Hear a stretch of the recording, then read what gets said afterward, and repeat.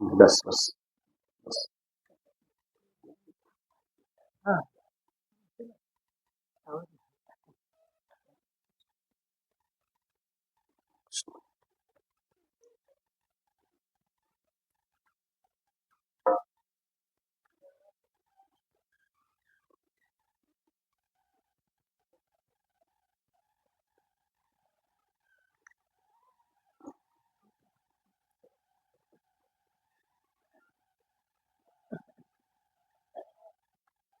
सात दिवसाच्या सप्ताहामध्ये भक्तिज्ञान वैराग्य कर्म उपासना मागणी या सर्व गोष्टींचा विचार व्हावा याच्यासाठी गावोगावी आपल्या सर्वश्रेष्ठ मंडळींनी सप्ताहाची निर्मिती केली, जेणेकरून आपल्याला जी साधना करायची आहे ती साधना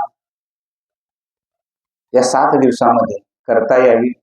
एवढंच नाही तर मी वर्षभर जे काय करतो आहे त्याची थोडीशी परीक्षा या 7 दिवसामध्ये देता यावी. माझं नेमकं काय चुकतं, काय बरोबर आहे याचा विचार या 7 दिवसामध्ये करता येतो. मग तो ज्ञानामध्ये असेल, उपासनेमध्ये असेल, कर्मामध्ये असेल. देवाचं स्वरूप समजून घेण्याच्या पहिल्या दिवसापासून ते शेवटच्या मागणीपर्यंत जर आपण विचार केला तर या सगळ्या गोष्टी थोड्या थोड्या थोड्या अंश रूपानं का असेना आपल्याला या 7 दिवसामध्ये बघता येतात. याच्यासाठी सप्ताह असा नाव. विचार केला तर तुमच्या ध्यानात येईल की पहिल्या दिवसापासून शेवटच्या दिवसापर्यंत सगुण रूप आपल्याला कळतं, नामस्मरण कळतं, उपासना कळते, कर्म कळतं, ज्ञान कळतं, पुढं संत कळतात, मागणी कळते. हे 7 दिवस क्रमानं जर आपण पुढे पुढे बघत गेलो तर आपल्या ध्यानात येईल की आपल्या पारमार्थिक जीवनामध्ये आपली उंची प्राप्त करण्यासाठी सप्ताहांची गरज असते.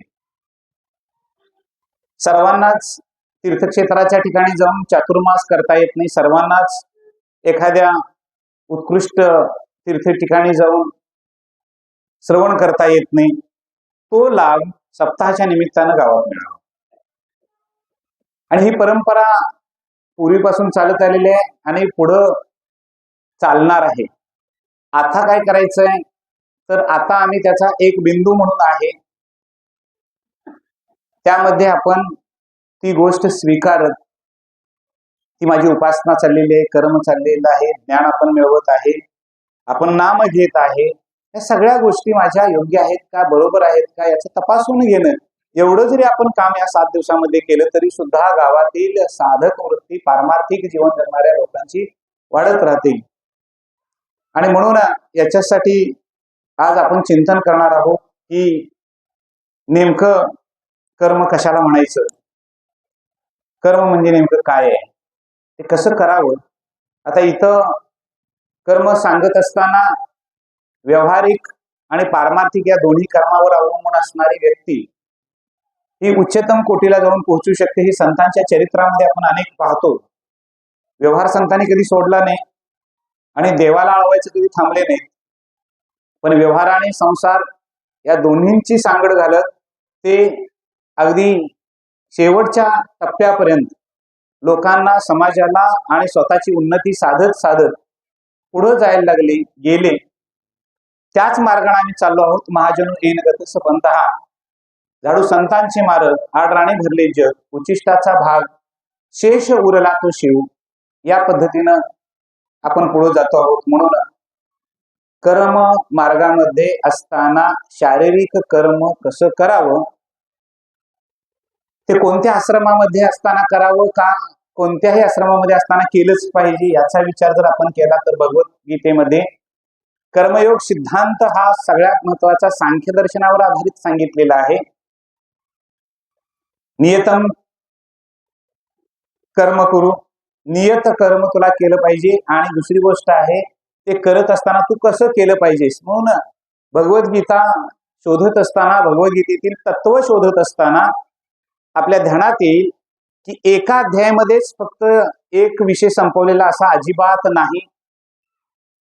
किंबहुना दुसऱ्या अध्यायाच्या 11व्या श्लोकापासून सुरुवात झालेलं तत्वज्ञान हे 18व्या अध्यायाच्या शेवटच्या श्लोकापर्यंत सतत निखळ स्वच्छ वाहत राहतं.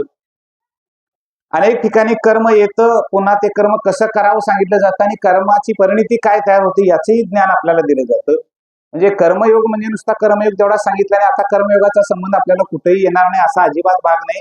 याचाच अर्थ भगवंतानं सुद्धा भगवद्गीतेची निर्मिती करत असताना इतकी सूक्ष्मतेनं केलेली आहे की पामर जीवाला सुद्धा ती भगवद्गीता अतिशय सोप्या पद्धतीनं कळावी, सहज कळावी. आणि त्याच्या पुढची गोष्ट ती म्हणजे ज्ञानोबा माऊलींनी त्याच्यावर जे भाष्य केलं ते भाष्य करत असताना भगवद्गीतेतील सिद्धांताला कुठेही धक्का न लागू देता तो सिद्धांत आपल्या जीवनामध्ये कसा उतरवला पाहिजे याचं तत्वज्ञान सांगितलं. आणि हे तत्वज्ञान सांगताना हे तत्वज्ञान जगणारे जे तत्ववेते होते ते तत्ववेत्याने कसं जीवन जगलं हे दृष्टांत सिद्धांताला अनुसरून आणले. आणि भाव प्रदीप ज्याला आपण म्हणतो की भाष्य जे आहे ते भाष्य ज्ञानेश्वरी रूपाने आपल्या समोर ठेवलं. सिद्धांत एकच आहे, अनेक दृष्टांत दिले. एखादा शहरात राहणारा असेल त्यालाही ज्ञानेश्वरीतला सिद्धांत कळतो, एखादा ग्रामीण भागामध्ये राहणारा त्यालाही ज्ञानेश्वरीतला सिद्धांत कळतो, एखादा संन्यासी आहे त्याच्यासाठी तोच श्लोक सिद्धांत तोच पण दृष्टांत त्याच्यासाठी आहे. अशा अनेक गोष्टी माऊलींनी याच्यामध्ये दिलेल्या आहेत. याला भाष्य असं म्हणतात. इतकं सुंदर भाष्य जगाच्या पाठीवर कुणी केलं नाही. म्हणून आजचा सिद्धांत पाहत असताना एकच सिद्धांत आपण पाहतो, तो आहे देव द्विज गुरु प्राज्ञ पूजनम शौचमार्जवम ब्रह्मचर्यम अहिंसाच शारीरम तप उच्चते. कर्मयोगातला सगळ्यात मोठा सिद्धांत शारीरम तप उच्चते. या शरीरानं केलेलं तप याला शारीरिक तप असं म्हणतात. झाली व्याख्या. सिद्धता किती सोपी आहे लक्षात घ्या. म्हणजे अवघडातला अवघड करण्यापेक्षा अवघडातलं सोपं केलं तर आपल्याला ते कळून जाईल लगेच. वाचिक तप, कायिक तप आणि मानसिक तप ही 3 तप आहेत. त्यातलं आज फक्त आपण शारीरिक तप बघतोय. लक्षात घ्या, कारण वेळेची मर्यादा इतर सगळ्याच गोष्टी ज्या आहेत त्या. कर्म करत असताना जी साधन म्हणून गोष्ट लागते त्याला शरीर असं म्हणतात. सूत्र समजून घ्या, पुढे जाता येईल आपल्याला पडदिशी. मका आणायला जायचंय शेतामध्ये, काय घेऊन जाणार संग? खुरप हे साधन आहे. धना देते का बाबा? ज्वारी घरामध्ये भरपूर आहे, डब्यामध्ये भरलेली आहे, नीट वाट केलेली आहे, पण गिरणच नाही. मग गिरण नसली तर एखादा म्हणाल जातं घ्या, मग जातं पण नाही. किमान पीठ करण्यासाठी लागणारं साधन जातं किंवा गिरण आवश्यकच आहे. ध्यानात घ्या. भाकरी नाही करून खाता येईल, कण्या खाता येईल, पण ते भरडण्यासाठी तरी पाहिजे, हे ध्यानात घ्या. साधनाशिवाय कोणती गोष्ट सफल होत नाही. परमार्थ करा, संसार करा, याच्याशिवाय ते शक्य होत नाही. किंबहुना शरीर हे लागतच. हे शरीर निर्माण कसं झालं? पंच ज्ञानेंद्रिय, पंच कर्मेंद्रिय, पंच प्राण आणि मन याने हे शरीर निर्माण झाले. आता फक्त आणि फक्त आपण मानवी शरीराबद्दल आता विचार करत जाणार. कारण जनावरांच्या दृष्टीने विचार केला तर त्यांना तप कळणं अवघड. आधी माणसांनाच कळणं झाले, त्यांना काय कळणार? एखादं पूर्व सुकृत चांगला असेल तर ते जनावर सुद्धा वारीमध्ये जातं. ध्यानात घ्या. पण ज्याचं पूर्व सुकृत माहीत कळलंच नाही तो माणूस आयुष्यभर वारी पण बघत नाही. अनेक जण आता सहज म्हणतात, अहो काय बघायचं? आम्ही म्हटलं सगळं काय नाही जमलं तर किमान दिवेघाट तरी चाला. किमान काय चाला? दिवेघाट चाला. लोक म्हणतात, अहो एवढी गर्दी असते, त्याच्यापेक्षा टीव्हीवर छान दिसते. टीव्हीवर काय छान दिसते, लक्षात घ्या, पण तप होत नाही. शारीरिक तप होत नाही. तप होण्यासाठी आपल्याला 2 गोष्टींची गरज असते. ते म्हणजे ते कर्म करण्यासाठी विहित आहे का निषिद्ध आहे. विहित कर्म विहित मार्गाने केलं जातं, निषिद्ध कर्म निषिद्ध मार्गाने केलं जातं. किंबहुना विहित कर्मामध्ये सगळ्यांचंच हित असतं आणि निषिद्ध कर्मामध्ये करणाऱ्याचंही अहित आणि त्यामध्ये सामील असणाऱ्यांचं सुद्धा अहित असतं. सर्वसाधारणपणे आमची एक प्रवृत्ती आहे ती सांगतो. आमची प्रवृत्ती काय असते? गावात 7 दिवस सप्ताह आहे. सप्ताह कोणाचा? गावाचा सप्ताह. आता सप्ताह गावाचा आहे म्हटल्यानंतर त्या गावात मी आहे, त्या गावात कोण आहे? मी आहे. आता उत्सव हा 7 दिवसाचा जर करायचा झाला तर माझे पाहुणे रावळे सगळे गावात याला काय अडचण आहे? मी विचारपूर्वक अगदी सांगतोय आपल्याला की उद्धार पाहून जाण्यासाठी मी एकट्यापेक्षा माझ्यासोबत सगळ्यांनी गेलं, त्याचा परिणाम तुम्हाला सांगतो. तुम्ही 7 दिवस पाहुण्यांना तुमच्या घरी बोलवलं सप्ताहासाठी, तर ज्या दिवशी तुम्ही त्या पाहुण्यांना भेटणार त्या दिवशी इतर कुठलीही चर्चा असणार नाही. कुठली चर्चा असणार? फक्त सप्त्याबद्दलची चर्चा असणार. याला विहित म्हणतात. आमच्याकडे सप्त्याला बोलवल्यानंतर पाहुणे येत नाहीत, ही वस्तुस्थिती आहे. पण माही कधी आहे याच्यासाठी 2-3 महिने आधी फोन केला जातो. बघा, हे निषिद्ध कर्म आहे. निषिद्ध कर्म करण्यासाठी माणसाची प्रवृत्ती सहज तयार होते. ध्यानात घ्या. बघा तुम्ही, म्हणजे इथं जमलेल्या सगळ्यांना फोन आलेलेच असणार आहे, तुमची माही कधी. म्हणजे दिवाळी पौर्णिमा, दिवाळीची अमावस्या झाली की लोक माहीची वेधाला लागतात. मग ईशाळी तरी होऊ दे म्हणतात लोक, ईशाळीची अमावस्या होऊ दे, मग त्याच्यानंतर बघूया. तरी पण नाही, ज्यावेळेला फोन करेल त्यावेळेला ती विचारतात माही कधी. म्हणजे निषिद्ध कर्म करण्यासाठी आणि कर्म करायला लावण्यासाठी ही टोळी तयारच असते. त्याला पाहुण्यांची टोळी म्हणायची. निषिद्ध कर्म म्हणजे एखादा जीव मार आणि आम्हाला वाढ. लक्षात घ्या, माहीला राहायला येणाऱ्यांची संख्या तुम्हाला माहिती आहे किती असते? असते का नाही? एखादी पाहुणी घरामध्ये सप्ताह असताना बोलवावी. ये बाई म्हणावं, सप्ताह आहे. ती म्हणते नाही, सवडच नाही. तेच तुम्ही माहीसाठी बोलवा. जागराच्या आधी 2 दिवस येणार आणि माही झाल्यानंतर 2 दिवस राहणार. आता दिवस मोजा आणि ठरवा सप्ताह होतोय का नाही. सांगायचा माझा मुद्दा एवढाच आहे की विहित कर्म करण्यासाठी माणसाची प्रवृत्ती सहजासहजी तयार होत नाही. वैयक्तिक ज्यांच्या घरात सप्ताह आहेत ना त्यांना माहिती आहे, आमच्या पोद्दार महाराजांना माहिती आहे पाहुणे किती घरात येतात ते. लक्षात घे, मी हे स्वानुभवानं सांगावं. आमच्याकडे येत नाहीत पाहुणे का? सप्त्यात कुणी जायचं? पण सप्त्यात गेल्यानंतर वर्षभर त्या ठिकाणी गेल्यानंतर तुम्हाला सप्त्याचीच आठवण होईल. राहू दे ज्ञान कळायचं, राहू दे उपासना कळायची, पण गेल्यानंतर सप्त्याची चर्चा ज्यावेळेला होते त्यावेळेला निषिद्ध कर्म करण्याची वासना आपोआप मिटली जाते. ध्यानात घ्या. आणि या सगळ्यासाठी जे शरीर आपल्याला दिलंय त्या शरीराच्या माध्यमातून काय केलं पाहिजे? देव, द्विज, गुरु, प्राज्ञ, पूजनम, शौचमार्जनम, ही आचारसंहिता आहे. परमार्थामध्ये शारीरिक तप करण्यासाठी एक आचारसंहिता आहे, मानसिक तप करण्यासाठी एक आचारसंहिता आहे आणि वाचिक तप करण्यासाठी आचारसंहिता. ध्यानात घ्या. कर्म, विकर्म, अकर्म हे कर्माचे अनेक प्रकार आहेत. लक्षात घ्या. म्हणजे त्याच्यात खोल जाण्याची आता गरज नाही, पण किंबहुना एवढंच आपल्याला कळेल की शारीरिक तप ढोबळमानाने तरी काय करता येईल आपल्याला. तर पहिल्यांदा देव पूजा करणं ही शारीरिक तप आहे. देव पूजा करणं हे शारीरिक तप आहे.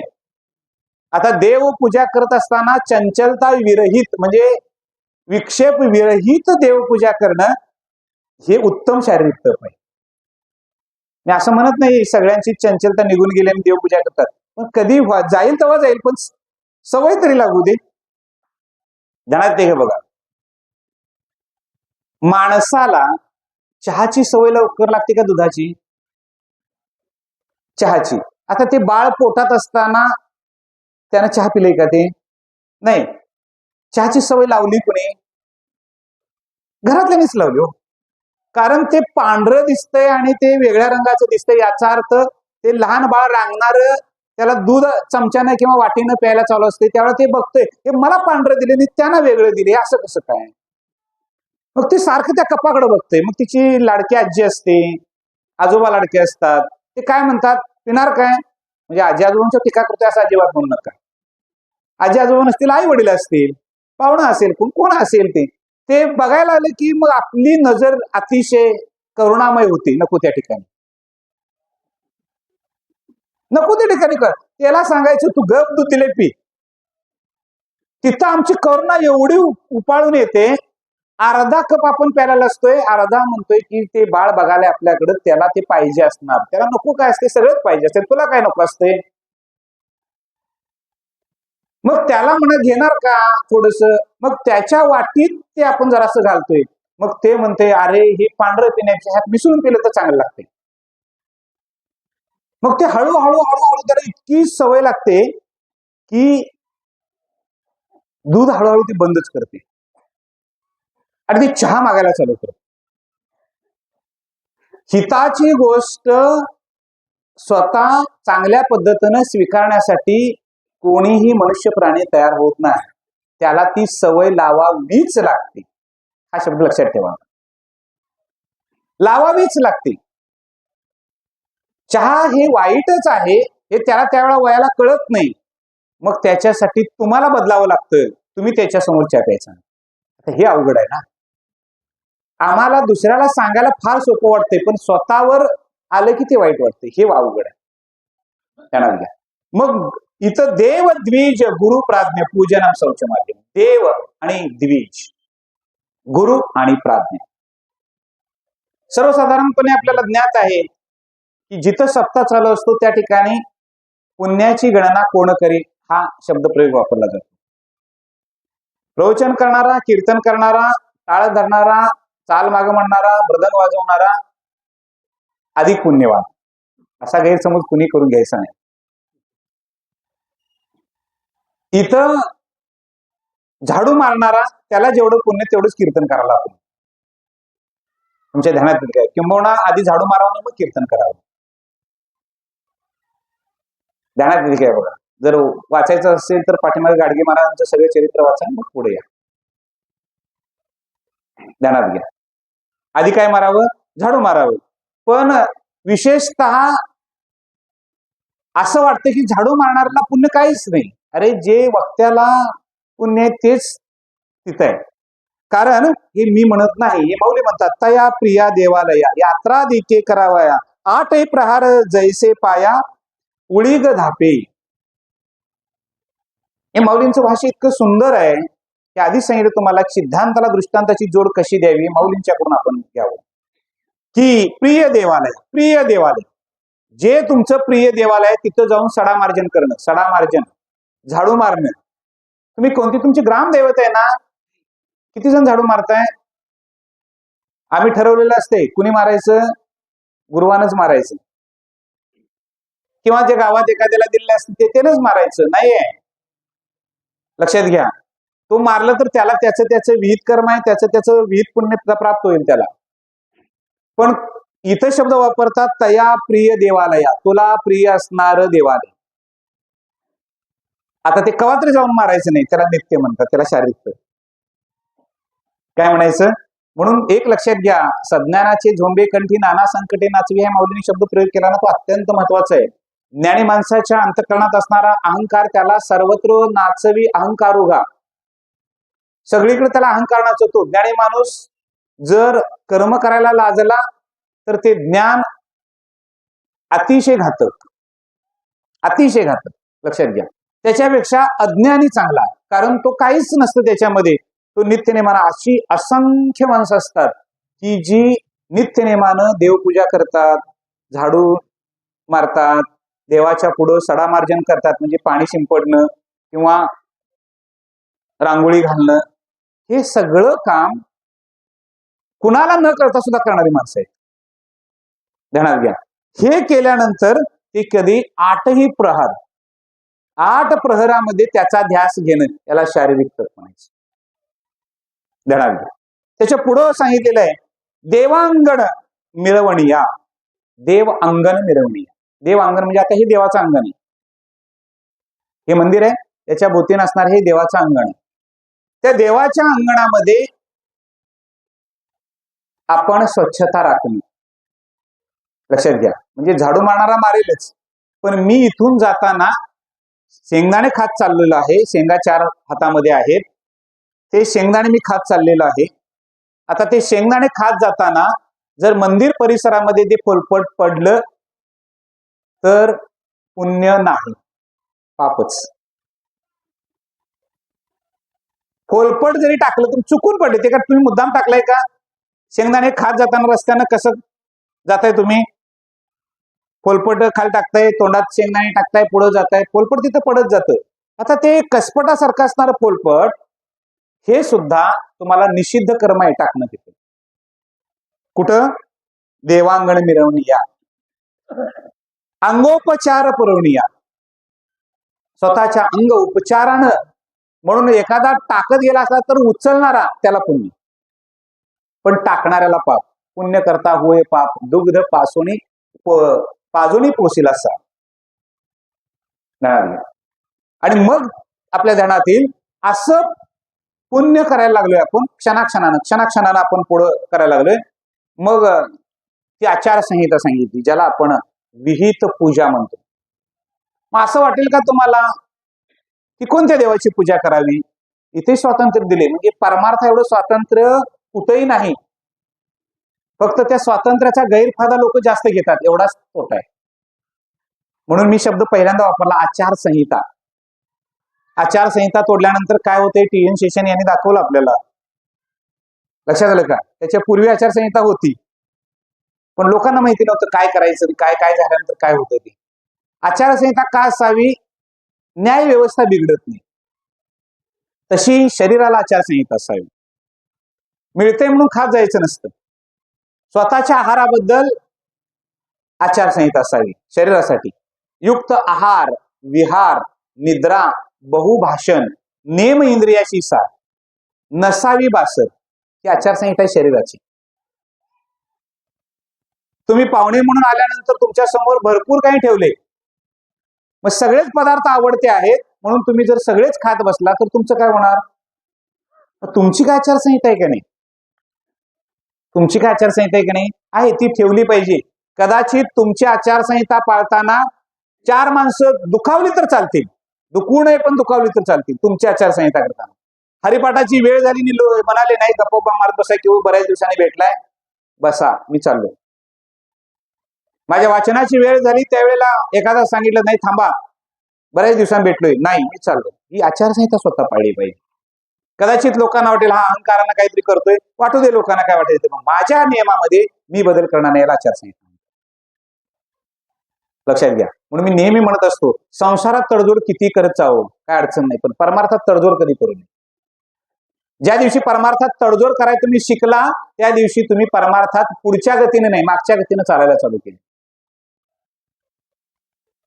ध्यानात आले का? देतील मला सेवा, कशाला संयोजकांनी बुडून दुखवायचं? ते काय म्हणतात तसं नाही. इथं मी आहे ना, जी साधू संतांनी मोठ्या लोकांनी घालून दिलेल्या नियम त्या नियमाने मी चाललोय ना, याच्यात कुणी बाधा केला तर तो नाही चालणार. नाही ते सांगतील पुढच्या वर्षी संयोजक. लक्षात घ्या. मग जमत नाही म्हणतात, मग जमत नाही तर भांगला जा खुरप घेऊन, अडचण काय आहे? कराय कोणी सांगितले तुला? हे कठोर शब्द आहेत माझे, पण लागतील तुम्हाला, लक्षात घ्या. पण फार गरजेचे, अत्यंत गरजेचे. कारण शारीरिक तप करत असताना आताच माझं चाललेलं तप हे या शारीरिक तपामध्ये गंध जातं. आता तुम्ही बसला इथं, हे शारीरिक तप गणलं जातं. उगाच पुण्याची गणना कोण करे असं म्हणत नाही. हरिपाठ सगळा समजून घ्या, वाचू नका, नुसता पाठ नका करू, एकदा समजून घ्या म्हणजे कळेल तुम्हाला काय त्याची व्याप्ती आहे मोठी. साधू बोध झाला, मिरवणूक केला, हाईच मुलाला अनुभव. मग हरिमुखे म्हणा, हरिमुखे म्हणा, पुण्याची गणना आपण करेल. किती सहज, अगदी एखादी म्हण आपण वापरतो तसा शब्द प्रयोग वापरला, पण किती तत्व मोठं वापरले त्याच्यामध्ये. साधूच्या संगतीमध्ये गेल्यानंतर शारीरिक तप घडतं. लक्षात घ्या, संगतीमध्ये नुसतं गेल्यानंतर. कारण आपल्याला माहित आहे लिंबाचं झाड असेल आणि त्याच्या शेजारी जर दोडक्याचा वेल घातला आणि दोडका जर त्याच्यावर गेला तर तो दोडका सुद्धा कडू लागतो.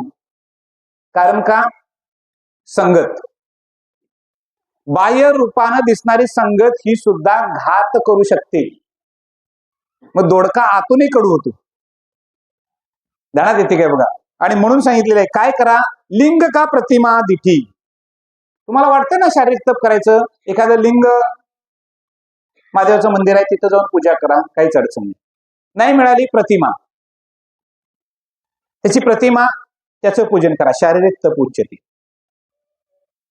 शारीरिक तपासाठी किती सूक्ष्म कर्म सांगितले बघा, अत्यंत सूक्ष्म. मला वाटतंय घरामध्ये देवपूजा करण्याचं कॉन्ट्रॅक्ट कोणाकडे असते? मी मुद्दाम शब्द वापरलाय कॉन्ट्रॅक्ट, हा शब्द मुद्दाम शब्द वापरलाय तो. कारण एखाद्याला बिल्डिंग बांधायला दिल्यानंतर ना, म्हणजे शासकीय मग तुम्हाला नियम माहित आहेत. ग्रामपंचायतचा एखाद्याला दिलेला असेल, त्याला तो ठराव वगैरे दिला त्या कॉन्ट्रॅक्टरला आणि त्यानं अर्धवट सोडलं तर दुसरा कॉन्ट्रॅक्टर तिथे येत नाही. तो काय म्हणतो, त्याचं काय असेल ते सगळं आधी पूर्ण करून घ्या, मग मी बघतो. तोपर्यंत तसं तुमच्या घरात बी चाललंयच की. काय चाललंय का नाही सांगा. एका घरामध्ये 11 वाजता देव आला पाणी घालाय. किती वाजता? 11. मग तिथला मालक गेला कुठं? त्या दिवशी मालक होता का नाही घरात? ती महिला काहीतरी कामानिमित्त बाहेर गेली असेल किंवा कुरवड्या पापड्या करायला चालू टेरेसवर बसून आपला करायली कुरवड्या पापड्या, का ती सकाळी उरकायचं असते ना उन्हाच्या आधी. मग त्याचा जरासा गाणा राहिलाय तेवढा घालायचा आणि मग खाली उतरायचं म्हणून 11 वाजले. तोपर्यंत देवाने वाट बघत बसायचं. हे आमचं शारीरिक तप. त्या दिवशी मालक तो घरातला देवाला पाणी घालत असेल तर ते घर धन्य. असतील घर असेल, मी नाही असं अजिबात नकार देत नाही, असतील, आहेत ना. कोण बोलत नाही त्याचा अर्थ आता तुम्ही ठरवा काय घ्यायचं. मी कशाला व्यासपीठावर बोलायला पाहिजे. म्हणजे आमची थोडी सुद्धा प्रवृत्ती होत नाही त्या दिवशी की बाबा सकाळी 6 वाजता जर देवपूजा घरात रोज होत असेल तर आज घंटी वाजली नाही याचा अर्थ देवपूजा झाली नाही. म्हणजे मालकीन घरात नाही, मग एखाद्या मुलग्याला सांगा, मुलगीला सांगा, नाही केलं मी करा, म्हणजे स्वतः उठा, स्वतः करा. ते शारीरिक तप आहे. आपलं शारीरिक तप देवपूजेपासून चालू सकाळी उठल्यानंतर. मग दोघांनी पूजन केलं तर अत्यंत चांगलं आणि कुटुंबाने केलं तर अति अति अत्यंत चांगलं. मी काय सांगते लक्षात घ्या. मला फक्त बोटवर करा, अखंड कुटुंब देवपूजा घरातले एकाच वेळी करते. फक्त बोटवर करा.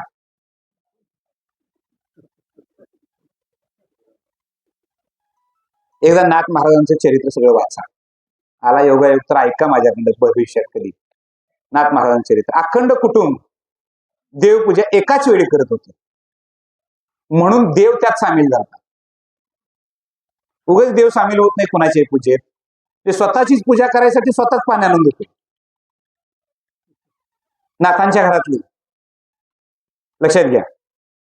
म्हणजे एकाच वेळी नाथ महाराज ज्या वेळेला देवघरामध्ये पूजेला बसायची त्यावेळेला देवाचा नैवेद्य पुरणपोळी करायला आईसाहेब आज चालू असायचे. ती देवपूजाच आहे. तुमच्या ध्यानात येते काय बघा. त्याच वेळा श्रीखंड्या पाणी घेऊन यायचा, देवपूजाच आहे. कोण कोणाची पूजा करायला लागलाय हेच बघा, लक्षात घ्या. त्याच वेळा गावबा सडा मारायला लागलाय. त्याच वेळा एकाच वेळी सगळं चाललंय.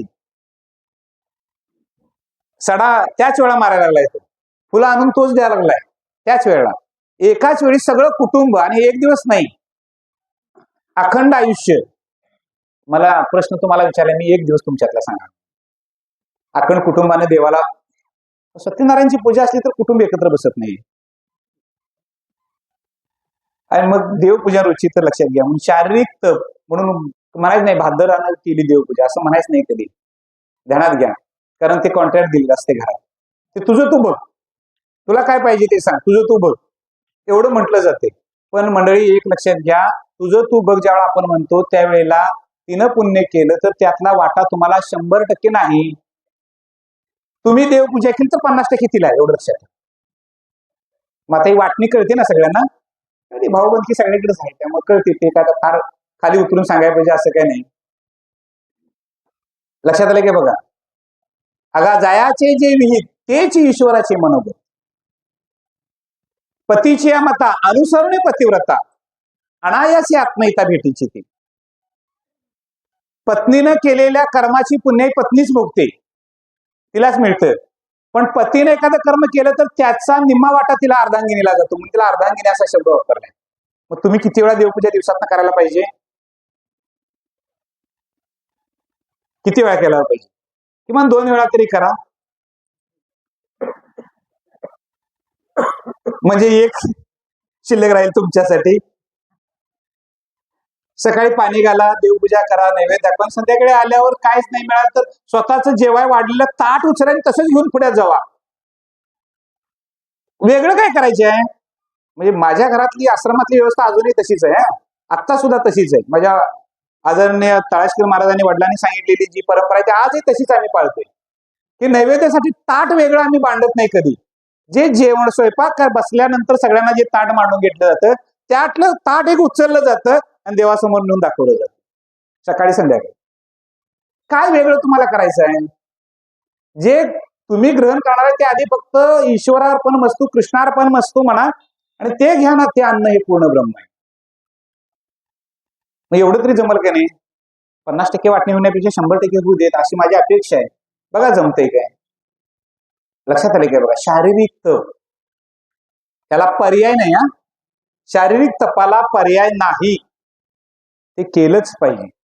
आणि ते करत असताना शारीरिक तप शरीराच्या ठिकाणी तितिक्षा नावाची गोष्ट असली पाहिजे. कष्टा वाचून सहन करण्याची ताकद असलीच पाहिजे. शास्त्र त्याला तितिक्षा असं सांगतं. तर तुमचं शारीरिक तप होता, नाहीतर होणार नाही. आणि मग आता पुढे सांगितलेलं आहे, आता तुम्हाला देवपूजा इत्यादी इत्यादी ही शारीरिक तप. तर याच्या पुढे एक शारीरिक तप आहे. या शारीरिक तपाचे अनेक प्रकार आहेत, फक्त ओझर ते मी सांगून पुढे जाणार आहे. आणखी काय शारीरिक तप आहे? माऊलींनाच विचारावं, काय हो आणखीन शारीरिक तप? मग माऊली म्हणतात की अथवा प्रवासी का पिडा. कशानं पिडलेला आहे? प्रवासी. प्रवासाने एखादा थकलेला आहे. एवढाच नाही, का शिणले जे साकडी, एखादा रोगाने आजाराने आजारी पडलेला. आणि मग ते जीव सुरवाडा आणि कजी. आणि कजी हा शब्द बरंच काही समजून जातो. ज्ञानेश्वरी समजून घेताना फार आनंद होतो. लक्षात घ्या, म्हणजे माझ्या आयुष्यातील सगळ्यात मोठा आनंदाचा क्षण कोणता असतो तर ज्यावेळेला मी माझ्या साधकांना ज्ञानेश्वरी शिकवत असतो त्यावेळेला. मला म्हणतात म्हणजे उपनिषद संस्कृत झाले तुमचं, उपनिषद शिकवा, विचारसागर हे ते, किंवा संस्कृत ग्रंथ अनेक आहेत ते. पण साधक बघतात दर रविवारी मला, त्यावेळेला माझी काया सुद्धा फुलते त्यावेळेला, ज्यावेळेला ज्ञानेश्वरी मी सांगतो त्यावेळेला. कारण ज्ञानेश्वरी सांगत असताना ज्ञानेश्वरांच्या शब्द ओळींच्या मध्ये काहीतरी भावार्थ आहे. 2 ओळीमध्ये 2 शब्दांच्या मध्ये कोरी जागा आहे ना, त्यात माऊलींचा भावार्थ आहे. आणि तो ज्या वेळेला आपल्या जीवनामध्ये येतो ना, तो आनंदाचा क्षण असतो. ध्यानात. शारीरिक तप सांगितलेलं आहे. काय शारीरिक तप आहे पुढचं? तर एखादा प्रवासी थकलेला आहे, त्याचं पाय चेपणं. आता प्रवासी थेपलेला आहे म्हणजे एखादा माणूस सासरवाडला चाललाय,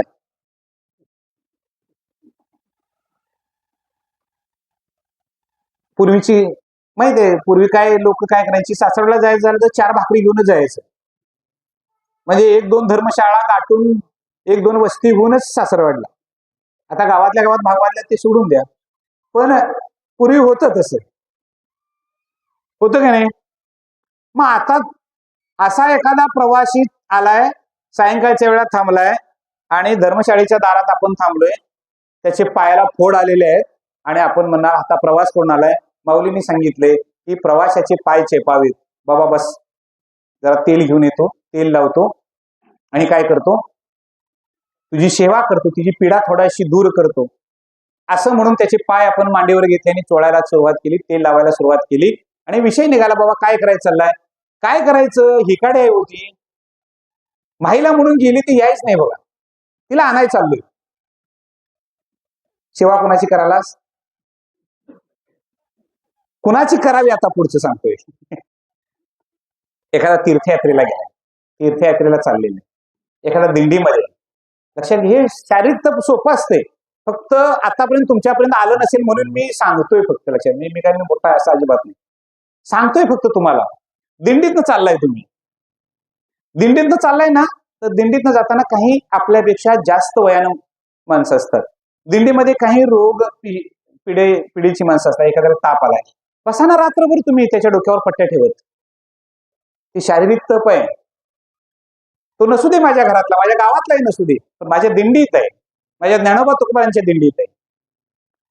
एखाद्याला पाय दुखायला लागले, ती विवळायला लागलाय, झोपू दे त्याला, परंतु त्याला घ्या तेल, तिथं त्याच्या पायाला मॉलिश करत बसा. शारीरिक तप आहे. एखादा आजोबा चालत आलाय, थांबलं, थकलाय आणि दमून बसलाय, पाणी पडदिशी आणून द्या. शारीरिक तप आहे. एखाद्याला बसलेला आहे, नाश्ता द्यायला चालू आहे, चहा द्यायला, तो काहीही घेत नाही. तुम्ही नाश्ता घेत असताना त्याच्या जवळ जावा, घ्या बाबा 2 घास. नको म्हणला, मला बाळ काही इच्छा नाही, राहू दे, चहा अर्धा कप तिथला आणून द्या, तुमचा नाश्ता बाजूला ठेवा, आणून द्या. ते शारीरिक तप तुमचं आहे. हे पुण्याची गणना कोण करेल? हे पुण्य. सोहळ्यातून जाताना एखादा भिजलाय, ध्यानात राहील तुमच्या जवळचा. शारीरिक तप किती सोपं आहे, किती सूक्ष्म आहे. म्हणजे कर्म फक्त मी सांगायला, शारीरिक कर्म कोणकोणत्या गोष्टीमध्ये काय काय होऊ शकतं. एखाद्या ज्ञानेश्वरी वाचायला बसलाय पारायणात आणि तो इकडं तिकडं बघायलाय, त्याच्या जवळ जा ना तुम्ही आणि विचारा काय पाहिजे. तुम्हाला ताण लागली, उठू देत नाहीत व्यासपीठकार, म्हणून काय उठायची पंचायत आहे. द्या ना पाणी तिथे नेऊन त्याला. शारीरिक तप. लक्षात घ्या. पारायण झालं, सगळेच लोक निघून गेले, मंदिरामध्ये फक्त विणकरी उभा आहे, पण पारायणला सकाळी बैठक टाकलेली तशीच आहे. 2 मिनिटं आत या, बैठक घडी घाला, ती बाजूला ठेवा, तिथून जा. शारीरिक तप. लक्षात आलं काय बघा. जिथं आध्यात्मिक आणि पारमार्थिक कार्य चाललेलं आहे त्या ठिकाणी माणसं बघतील म्हणून कर्म करणं हे फक्त तुमच्या स्वतःच्या समाधानासाठी असतं. लोकांनी मला बघावं, काय करावं, लोकांनी मला बघावं म्हणून जे कर्म केलं जातं ते लौकिक कर्म आहे. लौकिक कर्मामध्ये काहीही अर्थ नसतो, त्यात फक्त स्वार्थ असतो. मला बघावं आणि हे महाराजांनी केलं असं म्हणावं. ध्यानात आले काय बघा. अहो, दिंडीच्या वाटेला जाताना तुम्ही प्रातविधी चित्त करताय, त्या ठिकाणी प्रातविधीच्या ठिकाणी आपण गेलो आणि येताना जर ती विष्ठा उघडी दिसली तर त्याच्यावर येता येता तुम्ही पायानं माती टाकली तरी ते शारीरिक कर्म आहे. आता याच्या खाली आणि किती सांगायचं सांग. शारीरिक तप म्हणजे माऊलींनी सांगितलेलं आहे, ते जीव सुरवाडा, त्या जीवाला फक्त सुख होईल एवढं तू कर्म कर बस. त्याचा अंग चेत, त्याच्या डोक्याला मॉलिश कर. एखादा आजारी त्याच्याजवळ बसून राहा. अहो, आजारी असणाऱ्याला नुसतं दवाखान्यात जाऊन घेऊन जरी आलास तरी ते शारीरिक तप आहे. मग आपण म्हणतोय मी आहे नाही काय चालत, मला पण तेवढा शीन झालाय. तुझा शीन जरी झाला असला तरी पुण्य नाही. पुण्य कुठलं? ते पुण्य. ते पुण्याची गणना कोण करेल? तुमच्या ध्यानात ते काय बघा. पत्राळीवर बसले म्हणजे जेवणाला पात्रावर बसलोय आणि एखादा भुकेलेलाच आहे अत्यंत. नजर सांगते, कळते आपल्याला प्रत्येकाला. त्या नजरेनं आपल्याला कळतं की बाबा नाही भुक्यावलेला आहे, अजून आपण सुरुवात केलेली नाही, ये बाबा तू बस. तो नाही म्हणणार, तुम्ही बस म्हणताय ना त्यावेळेला अन्न हे पूर्ण ब्रह्म होतं. जेवताय तुम्हीच, पण बस या शब्दामध्ये लक्षात आले का बघा. म्हणून आमच्या अध्यात्मामध्ये आणि परमार्थामध्ये उच्चतम गोष्ट कोणती असेल मोठ्या लोकांनी घालून दिलेली, तर आधी पात्र सगळी केली जातात लोकांच्या समोर, त्याच्यानंतर पाणी सोडलं जातं आणि सगळ्यांनीच एकदम तोंडात घास घातला जातो. हे चित्र आमच्या वारकरी संप्रदायामध्ये आजही आहे आणि हे त्रिकाला बाधित सत्य आहे आणि राहणार आहे. त्याच्यात कोणीही विद्वान आला तरी बदल करू शकत नाही. माहीला काय केलं? पंक्तीला माहीची पंगत असते त्यावेळेला काय करताय? लग्नाची पंगत असते त्यावेळेला काय करताय? मला वाटले ना विषय संपला. पुढच्याला किती पुरतंय किती राहतंय हे मला माहिती नाही, पण माझा वारकरी संप्रदाय सांगतो, जे तुझ्या बैठकीला बसले त्यांना सगळ्यांना समान पात्र न चुकवता, हा शब्द आहे. पात्र न बारता प्रत्येक गोष्ट कण मिळू देत, एक कण सुद्धा दिली जाते. तिथं मात्र सांगितलं जातं 2 वाटे इकडे आधी बाजूला काढून ठेव. ध्यानात येते काय बघा. याचा अर्थ निषिद्ध कर्माच्या ठिकाणी माणसाची प्रवृत्ती सहज असते, विहित कर्माच्या ठिकाणी ती जात नाही, ती घालवावी लागते. निषिद्ध कर्म सहज होतं आणि विहित कर्म करावंच लागतं. ठाईचं बैसोने करा एक चित्त. बसल्यानंतर काय फिरताना बसावं लागतं. ध्यानात आलं का बघा. आणि मग पुढं सांगितलेलं आहे की गुरु प्राज्ञ, देवाची अशी उपासना करावी, त्यानंतर गुरूंची उपासना करावी, त्या गुरूंचं पूजन करावं. गुरूंचं पूजन का करावं? कारण गुरूंच्या ठिकाणी काही लक्षण असतात, श्रोत्रिय ब्रह्मनिष्ठ कृपाळू लक्षण असतात गुरूंच्या जवळ, म्हणून. आणि नुसतं नाही, स्वार्थ आहे तिथं. गुरूंची सेवा निस्वार्थी कोण करतो म्हणाल तर अजिबात नाही, होतच नाही, आणि करूही नका, करूही नका. लक्षात घ्या. तनु मनु जीवे चरणाशी लागावे, अगरवत करावे दाशे सकळ. माऊली म्हणतात गुरूंच्या जवळ मी हे केलं म्हणून, पण गुरूंनी मला काय काय दिलं? कृपा टाक्षे न्यायालय आपुल्यापुदी बैसविले, बाप रखमादेवी विठ्ठले भक्ता दिले वरदान. सगळं मला त्यांच्याकडून मिळवायचंय. नाही नाही, मला त्यांच्यासारखं व्हायचंय. हा स्वार्थ आहे. लक्षात राहा. म्हणून त्यांच्याजवळ जीव जीवाचा भेद, जीव जडाचा भेद, जड जडाचा भेद, जड ईश्वराचा भेद, ईश्वर जडाचा भेद अंतःकरणामध्ये शिष्याचा असतो. ते निवृत्त करण्यासाठी जे धडपडतात त्यांना गुरु म्हणतात. ती कर्तव्य त्यांच्या जवळ, अशा गुरूंच्या जवळ जाऊन तनु म्हणून जीव विचारण्याशी लागतात. लक्षात आलं काय? आणि मग प्राज्ञ. प्राज्ञ म्हणजे विद्वान. विद्वान माणसाची कदर करायला शिकलं पाहिजे. आमच्याकडं असं वाटतं मी सोडून या जगात दुसरा विद्वान कोण नाही, असं प्रत्येकाला वाटत असतं. माझ्यासारखा दुसरा विद्वान कोण? विद्वत्त्वं चंद्रुपत्वं च नैव तुल्यं कदाचन, स्वदेशे पूज्यते राजा, विद्वान सर्वत्र पूज्यते. जाणत ते काय बघा. तुमच्या गावातला सरपंच असतो, त्याची सही दाखल्यावर चालते, पण मौजे कासार पुतळे असेल त्याच दाखल्यावर चालते. मौजे सरवडे असेल त्या ठिकाणी जर तुमच्या गावच्या सरपंचाने सही केली तर ती चालते का? सांगा आता. नाही चालत. हा सामान्य नियम आहे. सरपंच हा तुमच्या गावचा राजा आहे. राजा आहे की नाही? सरपंच हा राजा आहे, त्याचं तुमच्या गावापुरतं चालतं, पण विद्वानाचं सर्वत्र पूज्यते. विद्वानांना सगळीकडेच पूजलं जातं, त्यांचं विद्वानम पूज्यते. तिथं हा शब्द वापरतात की प्राज्ञ. प्राज्ञ म्हणजे विद्वान. पूजनम, पूजन करावं. आता एवढं सगळं जर तुम्हाला जमत नसेल तर माऊलींनी शारीरिक तप पुढचं सांगितलं. आता हे सगळं जमत नाही मला, गुरूंच्या जवळ जाऊन राहणं, त्यांच्याजवळ जाऊन शिकणं, या सगळ्या गोष्टी मला नाही जमत, राहू दे. दिंडीला जाणं नाही जमत, राहू दे. सप्त्यात जाऊन काही ताडपदऱ्या उचलणं, पत्राळ उचलणं नाही जमत, राहू दे. हे शारीरिक तप तुला जमत नाही ना, राहू दे. मंदिरात जाऊन झाडलोट करणं नाही जमत, राहू दे. एखाद्या लिंगाच्या ठिकाणी जाऊन पाणी घालणं, प्रतिमा एखादी पूजणं नाही जमत, राहू दे. ही कर्म जमत नाहीत ना तुला, शारीरिक कर्म, राहू दे, काही अडचण नाही. पण एक विहित कर्म तुझ्या जवळ आहे परत, ते माऊली सांगतात, सकळ तीर्थाची आहे धुरी. तीर्थाला तुला जायला मिळत नाही ना, शारीरिक तप आहे. तीर्थाला जाणं, तीर्थयात्रेला जाणं हे शारीरिक तप आहे. वर्षाला वारी का करायची? शारीरिक तप. मोडाची आमटी खायला जायचं नाही, शारीरिक तप हे तिथं महत्वाचं आहे. माझं शारीरिक तप घडलं पाहिजे वारीच्या, म्हणून सांगायचं नाही माझी 52वी वारी म्हणून. 52वी वारी म्हणून सांगताय ना, त्यावेळेला तुमची वाऱ्या सगळ्या संपल्या, त्या सांगण्यासाठी केलेल्या वाऱ्या. लक्षात घ्या. मला बरेच जण म्हणतात तुमची वारी कोणती? कुणी सांगावी माझी वारी कोणती आहे ती? माझ्या सोबत 12 वर्षे जे आहेत त्यांनी सांगावं. आता माझ्या समोर आहेत माणसं, ही प्रश्न तुमच्या समोर विचारलाय, आता 8-10 जण आहेत माझ्या समोर, त्यांनी सांगावं उद्धव महाराजांची वारी कोणती. ज्या दिवशी ते सांगतील ना त्या दिवशी मला फोन करा, आणि जर बरोबर आलं तर तुम्ही ज्या ठिकाणी असाल त्या ठिकाणी येऊन शाल श्रीफळ तुमचा सत्कार करणार. ज्या ठिकाणी असाल त्या ठिकाणी. किती वर्ष आहेत माझ्या बरोबर? 12 वर्ष आहेत. त्यांना अजून कळेल नाही उद्धव महाराजांची वारी कोणती आहे. बरं, सांगायची काय गरज आहे?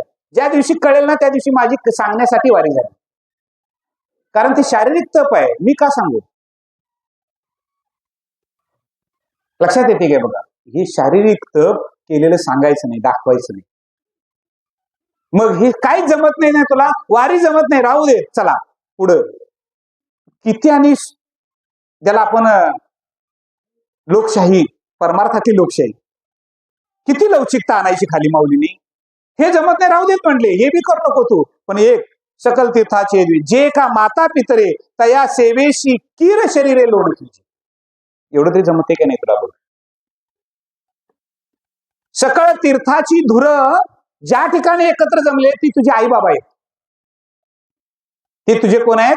आई बाबा आहेत. जे का माता पितरे तया सेवेशी किर शरीर, त्यांच्या सेवेसाठी हे शरीर लोण की जे ओवाळून टाक. त्यांच्या सेवेसाठी हे शरीर जर तू समर्पित केलंस तर हे शारीरिक तप आहे. हे काय आहे? शारीरिक तप आहे. आणि असं शारीरिक तप ज्या ज्या वेळेला आपल्याकडून घडतं त्यावेळेला मग सांगितलं, हे तप करत असताना काही आश्रमांची तप सांगितली याच श्लोकामध्ये दुसऱ्या भागात. आश्रमांची तप. आश्रमांची तप म्हणजे काय? ब्रह्मचर्य आश्रम. त्या आश्रमाचं तप आहे. ब्रह्मचर्य आश्रमामध्ये काय? गोकावी अक्षरे, विद्याभ्यास करावा, हा ब्रह्मचर्य आश्रमातला सगळ्यात मोठा नियम आहे. ध्यानात घ्या, जे जे ऐकतात विद्यार्थी विद्यार्थिनी लांबून ऐकत त्यांनी चांगलं लक्षात ठेवा. शारीरिक तप म्हणजे काय? स्वतःच्या ब्रह्मचर्याचं पालन करून विद्याभ्यास करत राहणं, याला शारीरिक तप म्हटलेलं आहे. मग ते इन्स्टावर, फेसबुकवर किंवा युट्यूबवर अशा कोणत्याही चॅनलवर आलेलं एखादं आपला भावना उद्रेक करणारं दृश्य न बघणं, याला शारीरिक तप म्हणते. आता मी जरा साहित्यिक भाषेत ते बोललोय, खालच्या भाषेत बोलत नाही, लक्षात घ्या. स्वतःची भावना उद्दीपित होईल अशी चित्र बघणं हे ब्रह्मचर्य आश्रमामध्ये कधीही करायचं नाही. कारण त्यामुळं आपलं ब्रह्मचर्य व्रत खंडन होतं. म्हणून शारीरिक तप ब्रह्मचर्य आश्रमामध्ये वेगळा आहे. गोकावी अक्षरे, विद्याभ्यासच करायचा, त्याचाच ध्यास. जितक्या शरीराला पीडा देऊन विद्याभ्यास करता येईल, जेवढ्या शरीराला पीडा देऊन, याचा अर्थ काय? कमीत कमी आहार, कमीत कमी झोप आणि जास्तीत जास्त वाचन आणि चिंतन, या गोष्टी जर घडल्या तर त्याला शारीरिक तप म्हणतात. हे ब्रह्मचर्य. अहिंसाच पुढचा शब्द आहे, अहिंसा. हे गृहस्थ आश्रमामध्ये आल्यानंतर. ब्रह्मचर्य आश्रमामध्ये हिंसा होत असेल पण ती 0.1%. पण अहिंसा ही गृहस्थ आश्रमाच्या सुरुवातीलाच करायला लावणारी माणसं एक टोळी नवीन असते. त्या टोळीचं नाव आहे भावकी. भावकी नावाची एक टोळी असते. पावनं नावाची एक टोळी आणि भावकी नावाची एक टोळी. या दोन टोळींच्या मध्ये जर गावला तर वाल्मिकाचा वाल्या करतात. हे दोन्हीकडे किनारच असतात मोठे. ह्यातनं जायचं म्हणजे लय मोठं अवघड. हे तुम्ही असं म्हणू नका मी कुठल्याच पाहुण्यावर मी सळला नाही, मीच नाही सळ. आता व्यासपीठवरून सांगायला काय अडचण नाही. बरं, सळ राहून करायचं काय? मी विचारते, ज्ञानेश्वरी तुमच्यात आहे? नाही. मग काय तुमच्या घरात येऊन करायचंय मला? तुमच्यात वारकरी कोण कोण आहेत? 10 जण आहेत काय? चला मी येतो, मी स्वयंपाक करतो, तुम्ही खावा, काय अडचण नाही. ध्यानात येते काय बघा मी काय सांगतोय? मान अपमानासाठी नाही, तुझं शारीरिक तप आहे ना, हे फार महत्वाचं आहे. अहिंसा नावाचं तप आहे, हे शारीरिक तप आहे. पण ही दोन टोळ्या दोन्हीकडे उभा असतात. पहिली भावकीची टोळी आणि दुसरी पाहुण्यांची टोळी. पोरग्याचं लगीन ठरलं. पोरग्याचं काय झाले? लगीन ठरले. पहिलं काय करून घ्यायला पाहिजे? लग्न ठरत नाही तिकडे, काय लग्न करून येऊनच सांगतात तुम्हाला. हा म्हणजे लग्न ठरलं मी सांगा ना पुढचं काय ते. लग्न पोरग्याचं ठरले, आता काय करायला पाहिजे? पहिलं भावकीला सांगायला पाहिजे. मग भावकी येते, भावकी जमते. लग्न ठरले, हे झाले, ते झाले वगैरे वगैरे. आतल्या गाठीची बाहेरच्या गाठीची सगळी एका गाठीची येतात तिथं सगळी. मग आणि तिथं आल्यानंतर ते चालू होते. मग ते म्हणतात आता पहिलंच मुहूर्ताचं काम तुमच्या घरात. मग भावकीला सगळ्या माहित असते. मग ते म्हणतात 15,000चं आणायचं का 18,000चं आणायचं? ते म्हणतात भावकी लई मोठी आहे, 25,000पर्यंत एखादं जुनवाटच मिळालं तर चांगलं. कशासाठी? पहिला उपक्रम कोणता? काय असते ते? काय? भवानी गोंधळ.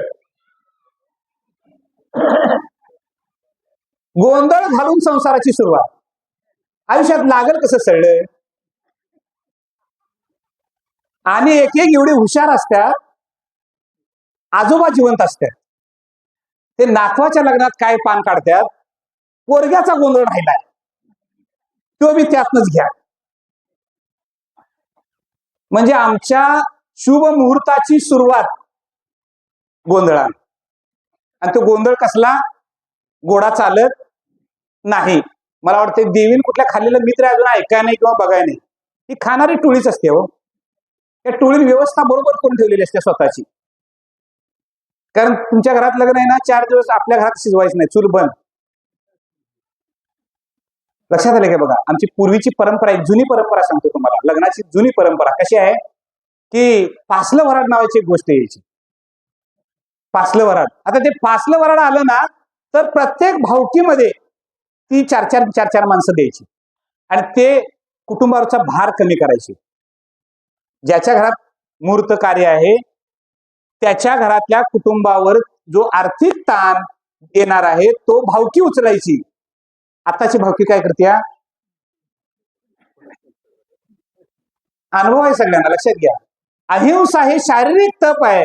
हे गृहस्थ आश्रमामध्ये सुरुवातीलाच आम्ही करायला चालू करतो. मग शेवट कसा? 13व्या दिवशी तोंड गोड करायला. आता लग्नाचा गोंधळ घातला आणि 13व्या दिवशी हीच टोळी. टोळीत बदल नाही. भावकी नावाची टोळी, पाहुणं नावाची टोळी. ही गोंधळाला बी हीच होती आणि 13व्याला तुझ्या तोंड गोड करायला हेच. म्हणजे खारं खाऊन तोंड गोड होणारी महाराष्ट्रातली कुठली सुगम सूचना आणि कुणाच्या डोक्यातनं ही संकल्पना सुचल्या अजून काय याचा शोध लागलेला नाही. म्हणजे खीर भात खाऊन तोंड गोड होऊ शकतंय, पूर्वी पोळ्या करून तोंड गोड करत होते हे कळतंय, पण खारं जेवण करून तोंड गोड होते ही एक नवीन संकल्पना सुपीक डोक्यातनं कोणाची तरी आली असणार. बरोबर आहे की नाही? त्याच्याशिवाय आता करतात ना लोक. आता मी तरी काय सांगणार आहे? बरोबर आहे की नाही? बघा, अहिंसा म्हणजे मग जन्म झाला तरी बारसं मोठ्याने व्हायला पाहिजे. बारसं का मोठ्याने व्हायला पाहिजे? जी पोरगी माझी नांदाय जायची आहे तिथं तिला जाच होता कामा म्हणून काय करायचं? ती सांगतील ते. मग ती सांगितलं त्यांनी 2 शिंगाचं तर 2 शिंगाचं, बिन शिंगाचं तर बिन शिंगाचं. म्हणजे उपासस्थान हेच. हे लक्षात घ्या. गृहस्थ आश्रम स्वीकारतान जन्म झाल्या आणि 13व्याला शेवटच्या दिवशी अहिंसा केली जाते. म्हणून माऊली म्हणतात अहिंसा शरीरानं होता कामा नये. आता मनानं वाणीनं ही पुढचा प्रकार आहे अहिंसेचा. मी फक्त शरीराबद्दल बोलतो. त्याच्या पुढे सांगितलेलं आहे की शारीरम तप उच्यते. याला शारीरिक तप असं म्हटलं जातं. म्हणजे देवाचं पूजन करणं, गुरूंची आज्ञा, गुरूंचं पूजन करणं, एखादा प्रवासी थकलेला आहे तीर्थयात्रे करून त्याची सेवा करणं, आईवडिलांची सेवा करणं, त्यांचं पूजन करणं, शौच मार्जवम, अंतःकरण आणि बाहेर अशी शुद्धी म्हणजे शरीराचं शुद्धीकरण. हे अनेकांना आंघोळीचा कंटाळा असतोय. आंघोळ करावी हे शारीरिक तप आहे, ध्यानात घ्या.